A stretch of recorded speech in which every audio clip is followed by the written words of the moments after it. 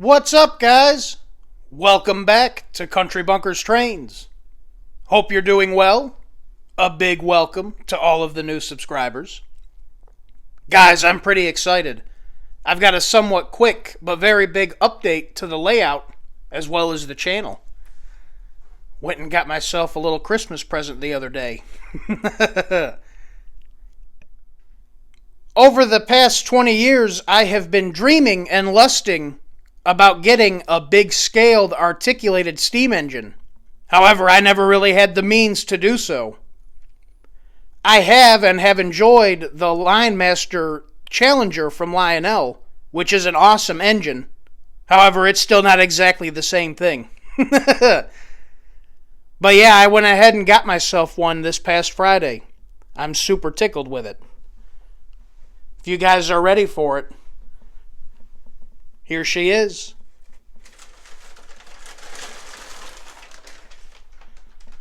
Check that puppy out.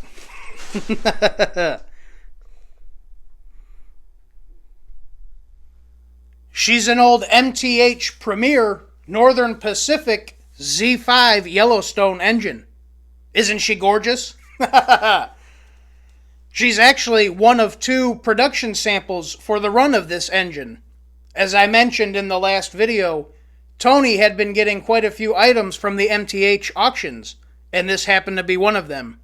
He tantalized the hell out of me with this one, running it on the layout while I had last visited the last couple times. I had to have it. So we struck a deal, and yeah, now I have it. She comes with a little certificate of authenticity from MTH. The one downside, she doesn't come with a box. And she's a little dusty. I'm sure she's been sitting on a shelf somewhere for many years. But yeah, guys, like I was saying, she's an old production sample engine. She's number 2 of 2.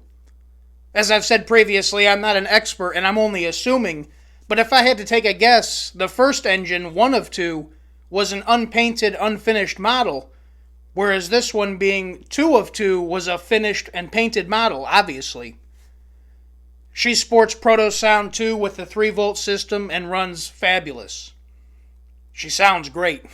But yeah, guys, I'm really excited to have this engine. One thing I really like about it, everybody has a big boy nowadays. And nothing to take away from them. I would love to have one as well. But I didn't come across a whole lot of info on these while looking around online. These seem a little bit more rarer. As I say, it's from 2003. But yeah, when I was doing research and looking around, I only came across 2 videos on YouTube that featured this actual engine in the videos for brief moments. I believe I've seen Sunset Models or Third Rail did a model of this engine as well. But yeah, not a whole lot of info or videos or anything out there on the MTH Premier version. So I'm very excited to be able to do a video on this one here in the upcoming future. To give you guys a quick little comparison, here's the engine next to the Lionemaster Challenger that I've had for a little while. Quite the difference, isn't it? I'm telling you, she's a beast. She's huge.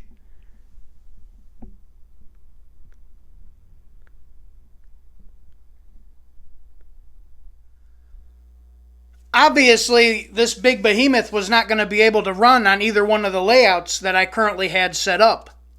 So along with the engine, I picked up some more track to be able to support the engine to run on, and have been extremely busy prepping and redoing one of the layouts this past few days to be able to run it. The train room is actually a huge mess at the moment. As well as the rest of the house. It looks like the train room has exploded and stuff's gone everywhere. Unfortunately, I have not really taken any video footage of what I've been up to, but I did snap a few pictures to show what's going on. Said goodbye one last time to the layout and the way that it was currently set up. It was a little sad taking everything down, but not to fret. The layout's been redone 3-4 times now since it's been up, and that's what keeps it fun for me. The layout had been in this configuration for the last year and a half or so it was time to do a remodel or a little bit of a change. It is a little amazing how something that took so long to build and create can come apart in a matter of hours. Yeah, I had everything down and off the layout within one night. And as I was saying, and as you can see, there is train stuff everywhere in the house.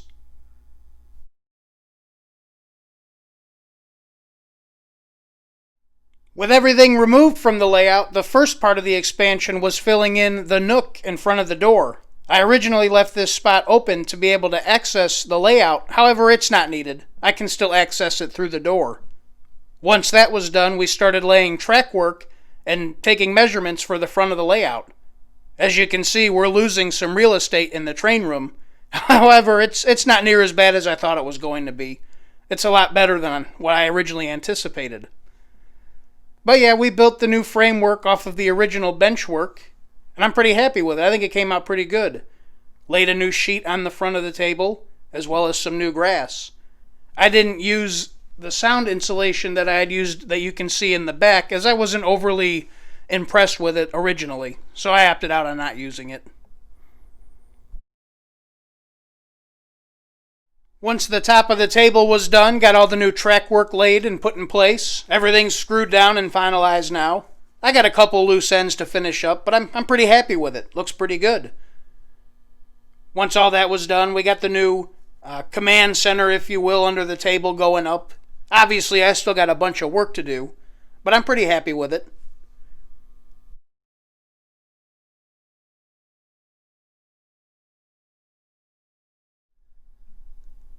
But yeah, this is where we currently sit.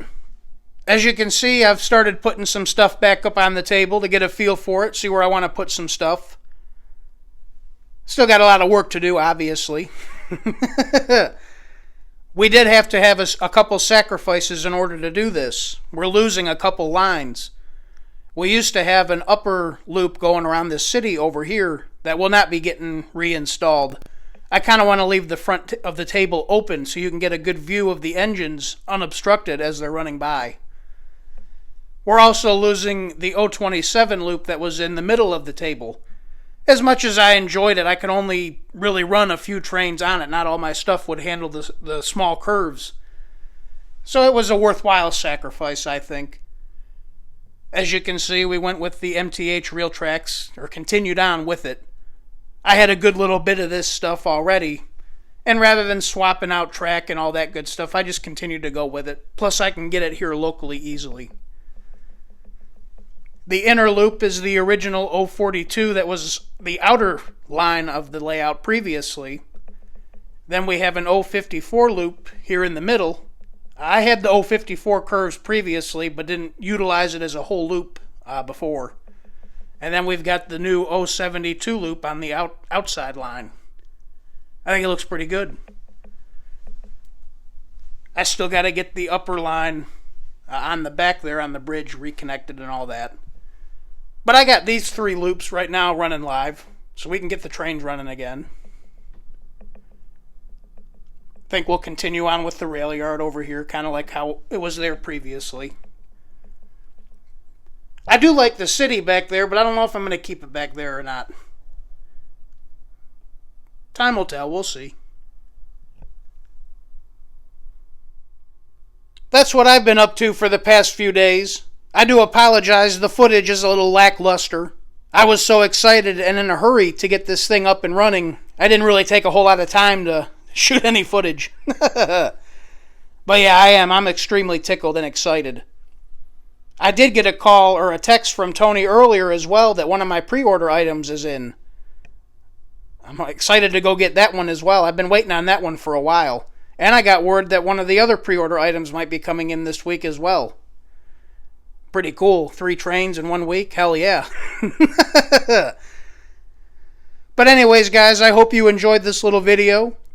If you did, please make sure to like, comment, and subscribe. It would be much appreciated. Until next time, guys, my name is Zach, and this is Country Bunkers Trains. I'll leave you guys with a little teaser footage of the engine running by. But y'all take care. I'll see you the next go-round.